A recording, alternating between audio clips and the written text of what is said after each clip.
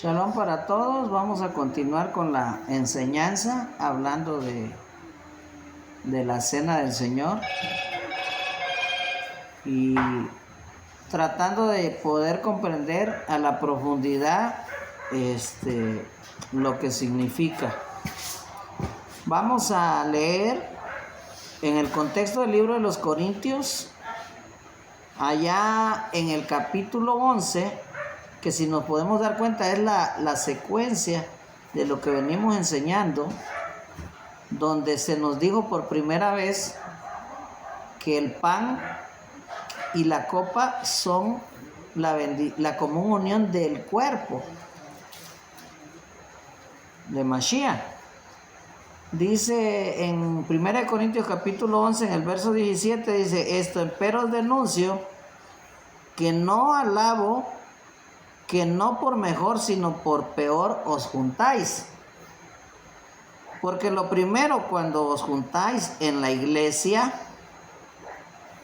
oigo que hay entre vosotros disensiones, y en parte lo creo. Porque es preciso que haya entre vosotros aún herejías, para que los que son probados se manifiesten entre vosotros. Cuando pues os juntáis en uno, esto no es comer la cena del Señor, porque cada uno toma antes para comer su propia cena. El uno tiene hambre, el otro está embriagado. Pues ¿qué no tenéis casas en que comáis y bebáis? ¿O menospreciáis la iglesia de Dios y avergonzáis a los que no tienen? ¿Qué os diré? ¿Os alabaré? En esto no os alabo. Y aquí el apóstol se refiere a la cena del Señor, y es muy importante que nosotros lleguemos a comprenderlo, porque muchas veces solo, como les decía, hacemos la acción y no el entendimiento. Hacemos el teatro, pero no lo vivimos en nuestras vidas espirituales. El punto o la base del apóstol aquí, si nos recordamos en el versículo 10, en el capítulo 10, del versículo 16, nos dice que es la comunión del cuerpo de Mashiach, y que aunque somos muchos, somos un cuerpo. Y ya aquí en el capítulo 11, en el versículo 17, nos habla de estar juntos. Cuando se juntan, y habla, dice que es una denuncia, es una carta disciplinaria, es una carta de exhortación. Dice que no es para alabarlos, es para regañarlos. Dice que no por mejor, sino por peor os juntáis. ¿Cómo iban estos corintios en las reuniones que habían aprendido de las enseñanzas del Rabí Shaul? Iban de mal en peor, porque no se juntaban para ser mejores,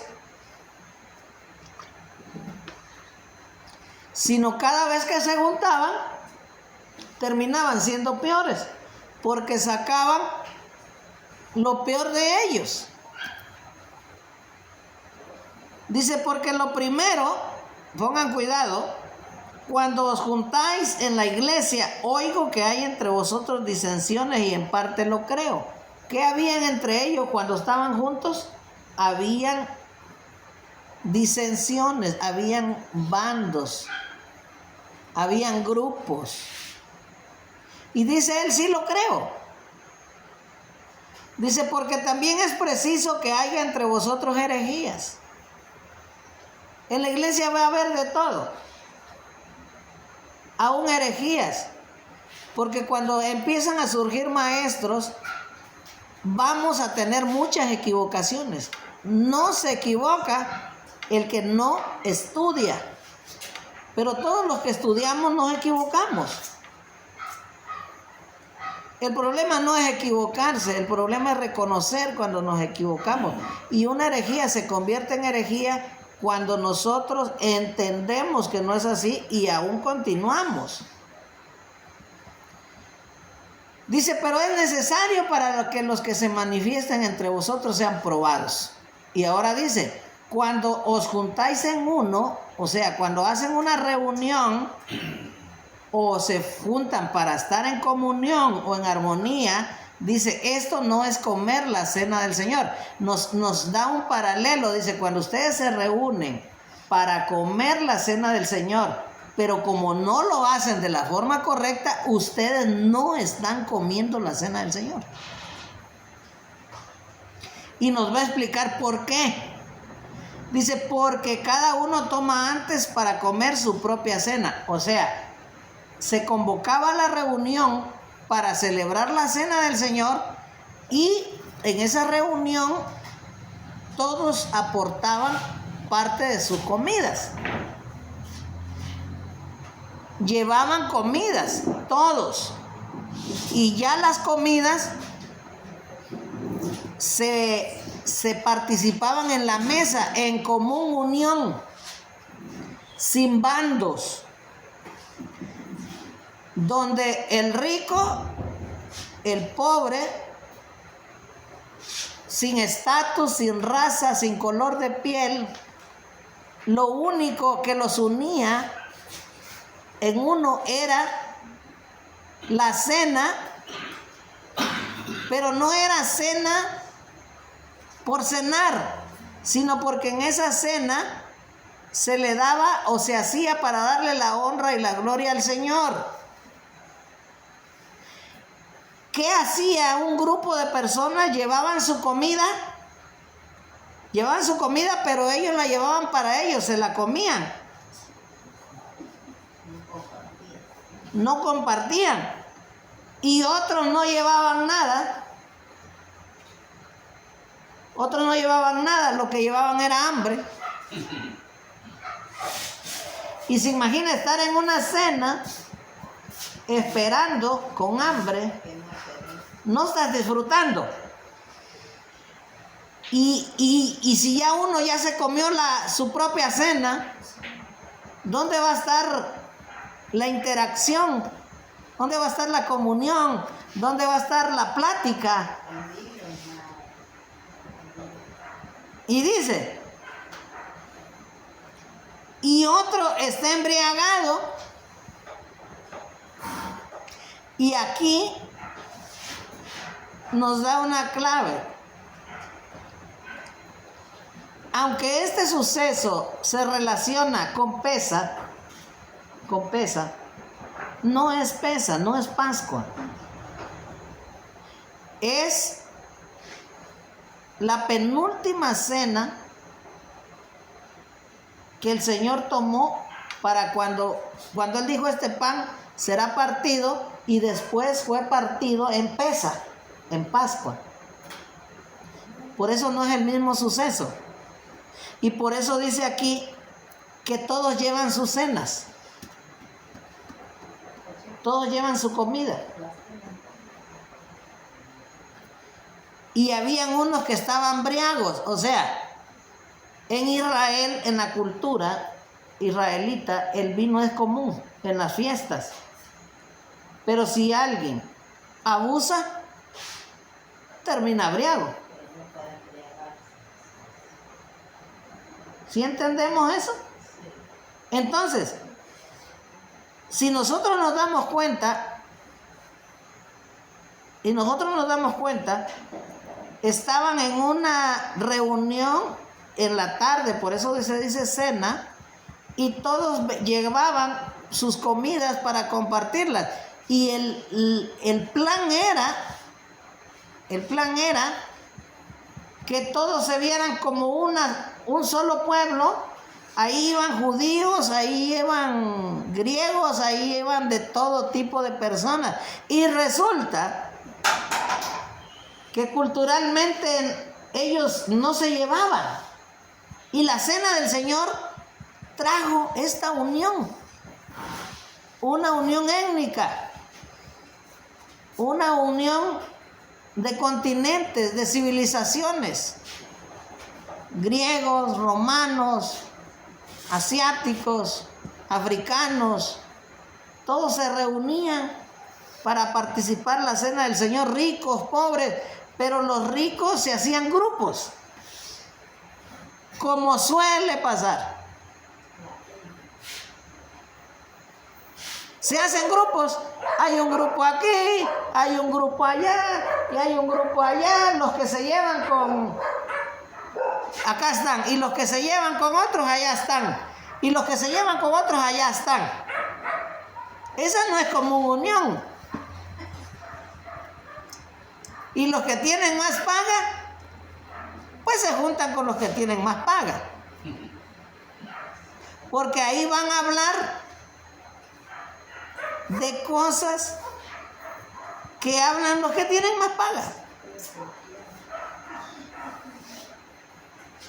Y los niños por otro lado, y las mujeres por otro lado. Esa es la cena del Señor. Esa es la comunión. Esa es la fiesta ágape. La cena de amor entre todos, no.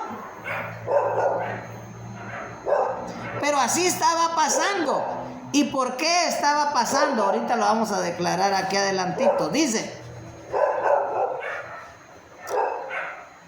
pues ¿qué no tenéis casa en que comáis y bebáis? O sea, si nosotros vamos a hacer una reunión para terminar peor, y si voy a traer una cena para presumir lo que traje y no para compartir con mis hermanos, miren, aquí era que los ricos traían manjares y los pobres traían su comida humilde, y el rico se comía la comida del pobre, y el pobre en esas fiestas era la única forma cuando el pobre podía disfrutar de ciertas comidas que su pobreza le llevaba a no tener. Era la forma de interactuar donde nadie era diferente a otro, porque seguían el ejemplo de amarse los unos a los otros, así como yo os he amado. Así como cuando el Señor tenía reunida gente y veía que tenían hambre, Él les daba de comer a todos, judíos o gentiles. ¿Estamos entendiendo? Esto significaba. Y dice él: ¿o menospreciáis la iglesia de Dios? ¿Qué había en ellos? Al hacer esto, ¿qué había en ellos? ¿Qué es menosprecio? ¿Qué es menosprecio? Menosprecio es no tener aprecio. Y no tener aprecio es no tener. ¿Es no tener qué? Amor. ¿Para qué era la cena? ¿Qué era lo que simbolizaba la cena del Señor? Simbolizaba el grande amor que el Señor tuvo a sus discípulos. Y lo leemos, vamos a leerlo porque es importante que nos quede muy claro. Vamos a leerlo allá en el libro del apóstol Juan, en el capítulo 13. Ahí vamos a ver qué es lo que significa la cena del Señor.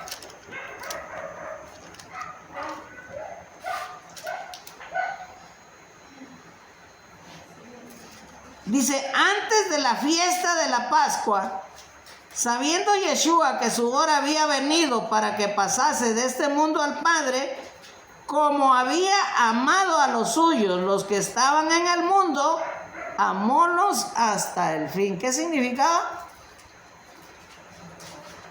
Amor. Y no hay amor más grande que este, el que Él iba a ser, el que iba a dar la vida por sus discípulos. Así que cuando se hacía esta reunión, ¿era la cena del Señor? ¿Estaba el Señor ahí? Ahora les dice: para avergonzarlo, dice, y avergonzáis a los que no tienen. Os diré, os alabo en esto, no les alabo. Y entonces dice, porque yo recibí del Señor lo que también os he enseñado, que el Señor la noche que fue entregado, tomó pan y habiendo dado gracias, lo partió y dijo, tomad, comed, esto es, que por vosotros es hacer esto en memoria. Asimismo tomó también la copa después de haber cenado, diciendo, esta copa es el nuevo pacto en mi sangre. Hacer esto todas las veces que bebieres en memoria de mí. Porque todas las veces que bebieres, todas las veces que comieres este pan y bebieres esta copa, la muerte del Señor anunciáis hasta que Él venga. Fíjense qué dice aquí. ¿Qué era lo que no tenía la iglesia de los Corintios? Amor. Entonces el apóstol retoma las bases de la cena del Señor y les dice, no, ustedes lo están haciendo mal. Porque lo que yo les he enseñado o lo que yo les enseñé de parte de la cena del Señor es que la noche, lo aprendí del Señor, que la noche que el Señor fue aprendido, tomó pan. Y oigan lo que les voy a decir. ¿Qué quiere decir esta parte? Aprendido tiene que ver primeramente ¿con quién? ¿Con quién? Con el traidor. Aprendido tiene que ver con el traidor, porque él con un beso lo entregó. ¿Y qué quiere decir eso? Que esa noche lo habían traicionado a él, pero esa noche él tomó pan y le dio al traidor.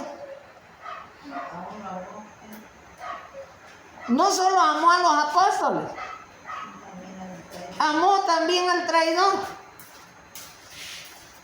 Por eso está relacionado la palabra.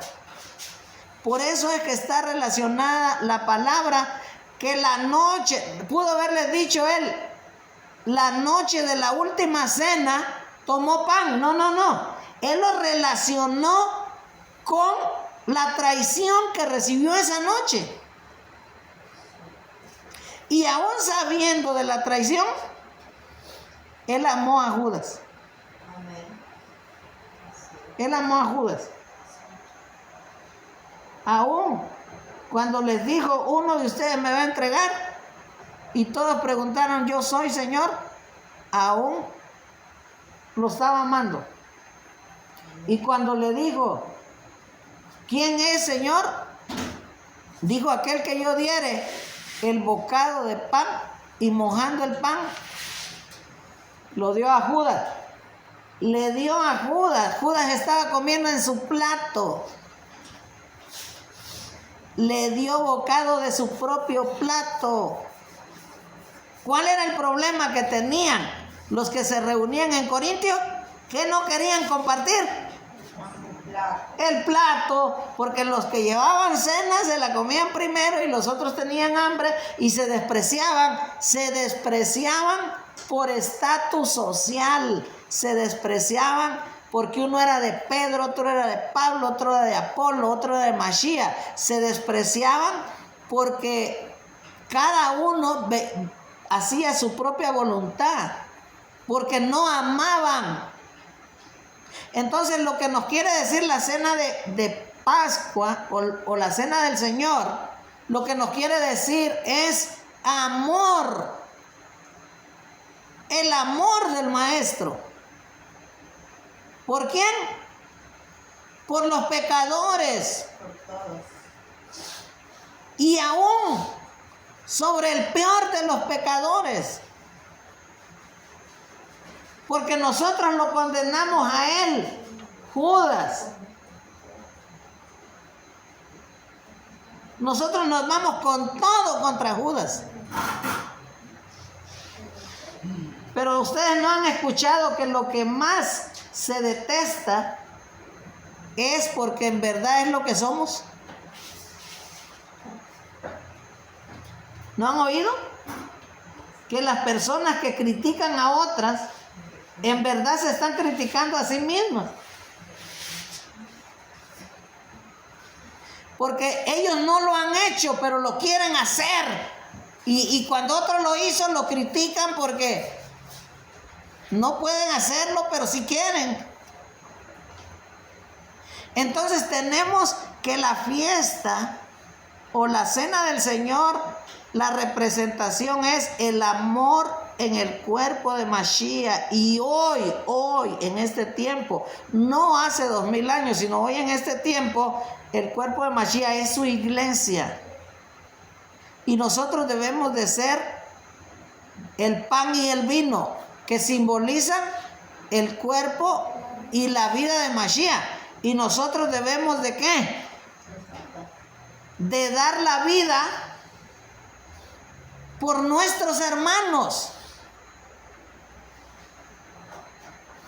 ¿Estamos entendiendo? Y los hermanos son el cuerpo de Mashiach.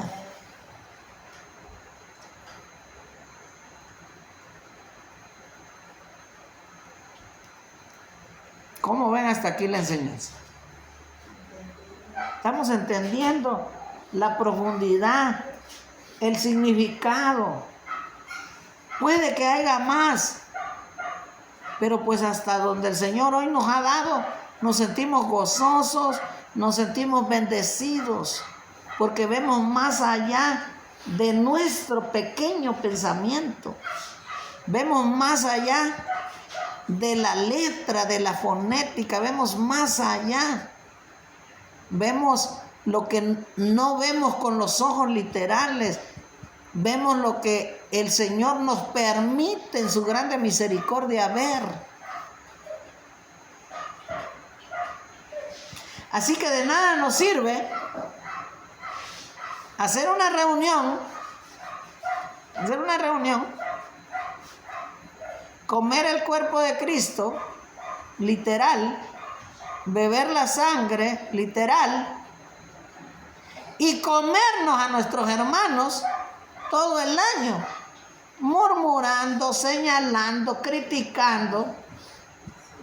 Leemos donde dice, en esta semana no comen carne.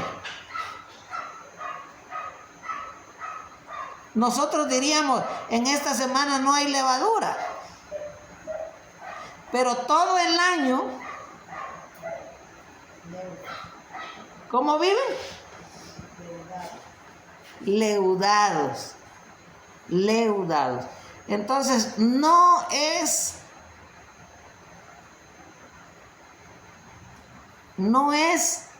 la cena del Señor nos dejó un mensaje. ¿Qué mensaje nos dejó? Que Él los amó hasta el final. Amén. Ese es el mensaje. Y si en verdad nosotros participamos del pan, nosotros debemos de vivir en ese amor con que Yeshua amó a su pueblo. Y después nosotros leemos, y aquí vamos a declarar algo que es controvertido, que tiene muchas explicaciones.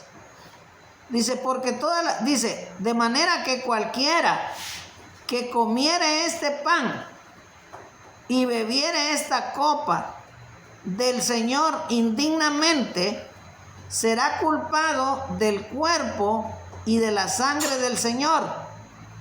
Por tanto, pruébese cada uno a sí mismo, coma así de aquel pan y beba de aquella copa, porque el que come y bebe indignamente juicio come y bebe para sí, no discerniendo el cuerpo del Señor.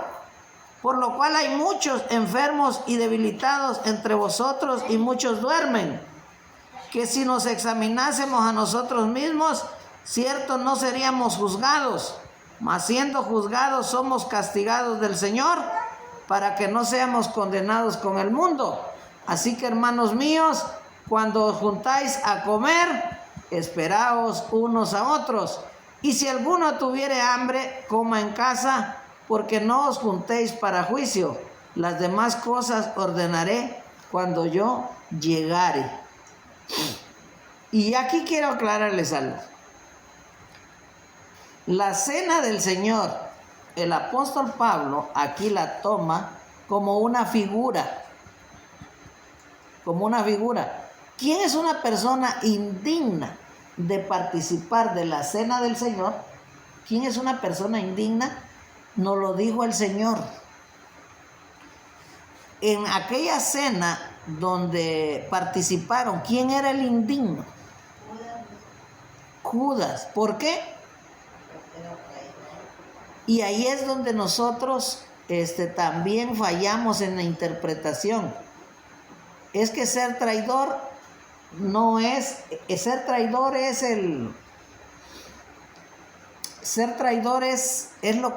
la acción. Pero ¿por qué soy traidor? ¿Por qué alguien es traidor?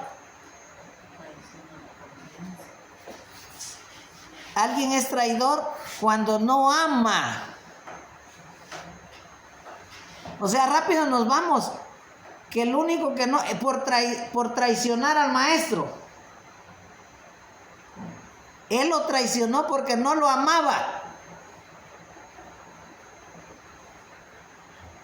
Así que una persona que no es digna es una persona que no tiene amor.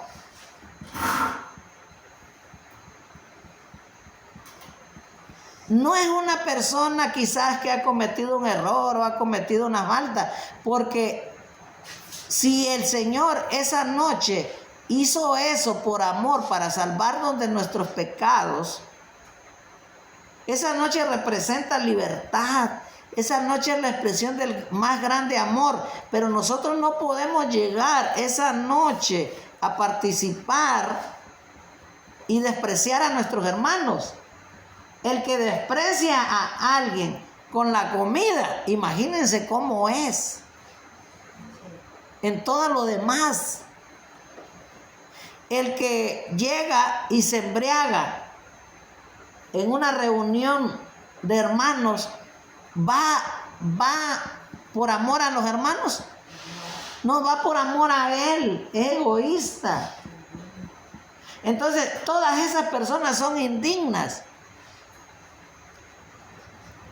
En la cena, por eso el apóstol toma como referencia la cena del Señor y pone a Judas. Aún Judas en su traición y en todo lo que el Señor le dio que comiera, le dio la oportunidad de que no lo hiciera. Aún en su grande amor. Y a veces pensamos que el único digno ahí es el pastor o los líderes. Cuando si nosotros nos pusiéramos a analizar quién es digno por méritos, nadie estaría ahí digno por méritos. Estamos dignos ahí precisamente porque Él pagó nuestras culpas por su grande amor. Por su amor somos dignos. Pero si no tenemos amor por uno de sus pequeños, Él también a nosotros no nos ama, porque dice la Escritura que todo lo que hagamos por un pequeñito se lo hacemos a Él. Y el Señor dice: yo amo a los que me aman, y me hallan, y los que no lo aman no son dignos, son indignos. Y voy a decir por qué. Porque cuando Él se entregó o murió por nosotros, lo hizo por amor, y alguien que no corresponde a ese amor no lo merece. Indigno es alguien que no merece